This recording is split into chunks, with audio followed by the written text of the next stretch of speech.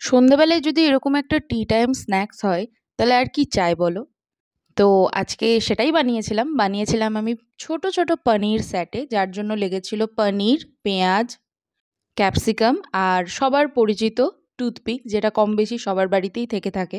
তারপর একটা একটা করে পেঁয়াজ, ক্যাপসিকাম, পনির সব দিয়ে স্টিক করে নিয়েছি। দেন একটা ভালো করে বলে ঢেলে একটু ম্যারিনেট করেছি, একটু লঙ্কার গুঁড়ো, সাথে আদা রসুন বাটা, স্বাদ মতো লবণ, আর দিয়েছি অল্প একটু সর্ষের তেল দিয়ে ভালোভাবে ম্যারিনেট করে রেখে দিয়েছিলাম। এবার বানিয়েছিলাম পনিরের ব্যাটারটা।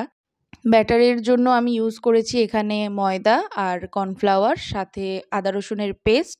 এতে আদা রসুনের পেস্টের সাথেও তোমরা দিতে পারো কাঁচা লঙ্কা, ধনেপাতা একসাথে পেস্ট করে। তো আমি ধনেপাতার ফ্লেভারটা খুব একটা ভালোবাসি না, আর কাঁচা লঙ্কাও দিতে ভুলে গেছি, তাই আমি ইউজ করেছিলাম শুকনো লঙ্কার গুঁড়ো। তারপর অল্প অল্প করে জল দিয়ে আমি ব্যাটারটা তৈরি করে নিয়েছি। দেন পনি তারপরে একটা একটা করে পনিরগুলোকে ব্যাটারের মধ্যে ডিপ করেছি অ্যান্ড ফ্রাই করেছি। ফ্রাই হয়ে যাওয়ার পর আবার কি, তেল থেকে তোলো, তুলে মুখে টুপ করে সস দিয়ে মেরে দাও, মানে খেয়ে নাও। সরি, কী সব ইউজ করছি। ওকে, বাই।